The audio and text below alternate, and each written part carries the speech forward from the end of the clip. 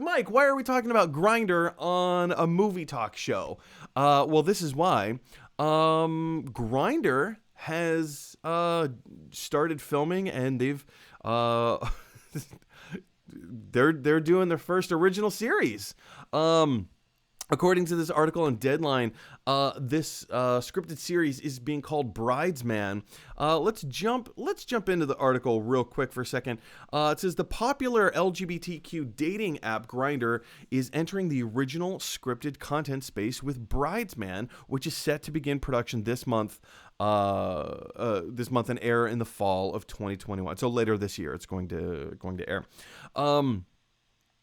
Created by John O'Neill, Bridesman is a comedy series which follows a gay bridesman as he undermines his best friend's wedding. Each episode will be 6 to 10 minutes in length and will be available on YouTube as well as the Grindr app.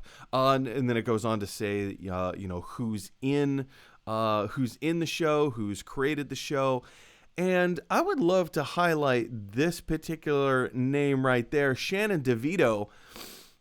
You guys, as I was watching, or as I was reading this, I was kind of going through, I was like, okay, cool. I've got some thoughts about the show. I've got some thoughts about it being on Grindr. I've got thoughts about Grindr making its own scripted show.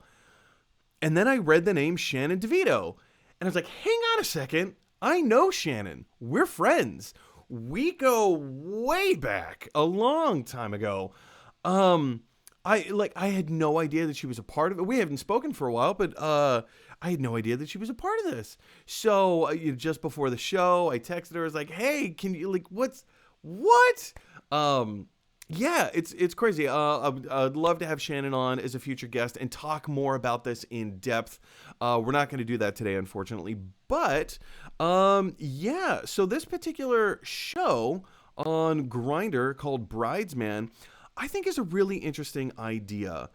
First of all, it's an interesting concept that Grindr even wants to get into the scripted space as well. I mean, the online television and streaming platform sphere is so big, and the competition is massive. Now, I understand Grindr is one of the most popular dating apps out there.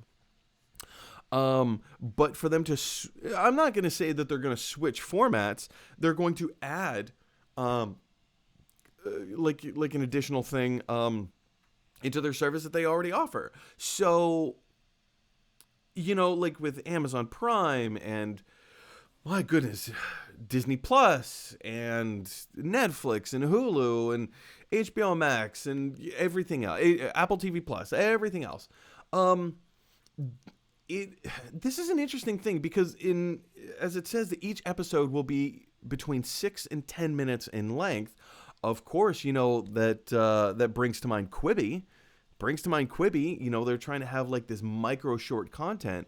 And I think where Grindr might succeed, where Quibi failed, is that Grindr's success is not going to be based on original scripted content. It's not going to be based on library content. It's not going to be...